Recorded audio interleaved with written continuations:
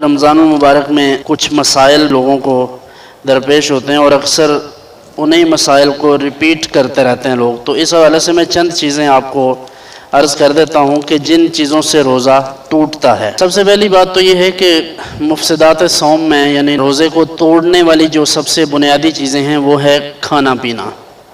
اگر کسی نے جان بوجھ کر کھا لیا پی لیا یا مقاربت کر لیا عمل تزویج کر لیا تو اس سے اس کا روزہ ختم ہو جائے گا جبکہ اسے یاد ہو. ایسا نہیں ہے کہ بھولنے سے. اگر بھول کر کچھ کھایا پیا تو اس سے روزہ نہیں ٹوٹے گا. اس کے بعد حقہ، یہ چونکہ عام مسئلہ ہے، حقہ وغیرہ پیتے ہیں لوگ، سگریٹ بھی پیتے ہیں، سگار وغیرہ اور یہ سب چیزیں. تو ان کے بارے میں بسا اوقات لوگ یہ سمجھتے ہیں کہ یہ صرف دھواں ہے. یہ دھواں نہیں ہوتا، صرف اس کا باقاعدہ ذائقہ ہوتا ہے. اور یہ تمباکو ہے، تمباکو کی آمیزش گلے میں باقاعدہ جاتی ہے. تو اگر کوئی شخص حقہ پیے گا، سگریٹ پیے گا یا سگار وغیرہ لے گا تو اس سے اس کا روزہ ٹوٹ جائے گا. اس کے بعد ہے پان. ایک پان سادہ ہوتا ہے جس میں الائچی، اسپاری وغیرہ اس طرح کی چیزیں یا کچھ گلقند یا اس طرح کچھ، یہ بھی منع ہے. اور جو تمباکو والا ہے وہ بھی. کیوں؟ اس لیے کہ اس کا جرم اور اس کا ذائقہ باقاعدہ اس کے ذرات گلے میں جاتے ہیں. اچھا کوئی کہتے ہیں جی ہم تو پان منہ میں ڈالتے ہیں لیکن تھوک دیتے ہیں، اس کو تھوک دیتے ہیں، بھلے 100 دفعہ تھوکیں لیکن اس کا ذائقہ آپ کے حلق میں جائے گا. تو یقیناً جب ذائقہ حلق میں گیا تو اس سے روزہ ٹوٹ جائے گا. پھر دانتوں کے درمیان کوئی ایسی چیز جو چنے کے برابر ہو، چنے کا جو دانہ ہوتا ہے اگر اس کے برابر ہو تو اگر اس نے وہ نگل لی تو اس سے بھی روزہ ٹوٹ جائے گا. پھر خون نکل آتا ہے. اچھا یہ بعض لوگوں کو مسوڑوں میں پرابلم ہوتا ہے، اس کی وجہ سے برش کر لیا یا مسواک کر لیا. مسواک روزے کی حالت میں کر سکتے ہیں. برش، ٹوتھ پیسٹ اس لیے استعمال نہیں کرنا چاہیے کہ اس کا ذائقہ حلق میں جا سکتا ہے. مسواک کرنے میں چندہ حرج نہیں ہے، آپ کر سکتے ہیں روزے کی حالت میں. تو اگر خون نکل آیا تو خون اگر زیادہ ہے اور خون کا ذائقہ گلے تک پہنچ گیا تو روزہ ٹوٹ جائے گا. پھر قے کا مسئلہ ہے، الٹی کا.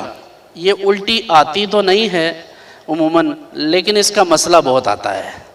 اکثر لوگ اس کا مسئلہ پوچھتے ہیں. یہ مسئلہ پوچھنے کی ویسے بھی چلے کیوریاسٹی تو ہونی چاہیے. جو تجسس ہے کسی بھی مسئلے کو سیکھنے کا اس میں کوئی حرج نہیں. لیکن یہ جو چسکا لینا ہے اور صرف مولویوں کو آزمانے کے لیے یا اپنے امام صاحب کی آزمائش کے لیے، یہ مناسب نہیں ہے. تو الٹی کے لیے، قے کے لیے ایک ہی بات ذہن میں رکھیے. اس کا اصول ہے کہ اگر قے از خود آ گئی، منہ بھر قے جسے کہتے ہیں، منہ بھر کا معنی یہ ہے کہ ایسی قے جو آپ روکنے سے بھی نہ روک سکیں. تو ایسی قے اگر آ گئی اور آپ نے خود نہیں قے کی یعنی انگلی ڈال کر یا کوشش سے نہیں، تو اس سے بھی روزہ نہیں ٹوٹے گا.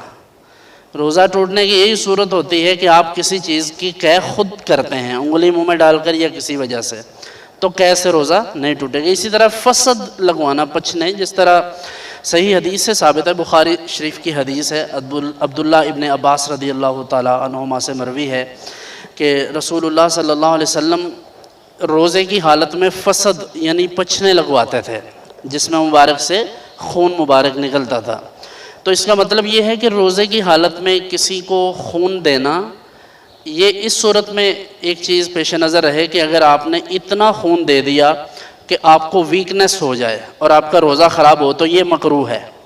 لیکن اس سے کم جیسے آپ دیکھتے ہیں کہ ٹیسٹ وغیرہ کروانے کے لیے خون دیا ہے تو اس میں کوئی حرج نہیں ہے. روزے کی حالت میں ٹیسٹ کے لیے خون دینا، بلڈ سیمپل دینا یہ جائز ہے. پھر اسی طرح روزے کی حالت میں انجیکشن کا مسئلہ بھی بہت مارکۃ الآراء مسئلہ ہے، جس میں ہمارے تھڑوں پر بیٹھنے والے، پنچایتوں میں بیٹھنے والے مفتیان کرام اپنی عقل سے فیصلہ کرتے ہیں. تو اس میں بھی حرف آخر یہی ہے. میں پہلے بھی یہ بات عرض کیا کرتا ہوں کہ انجیکشن سے روزہ نہیں ٹوٹتا. البتہ یہ کوشش نہیں کرنی چاہیے کہ آپ کو دن میں گلوکوز کی کمی محسوس ہوئی تو سوچا کہ چلو ایک آدھ ڈرپ لگوا لیتے ہیں.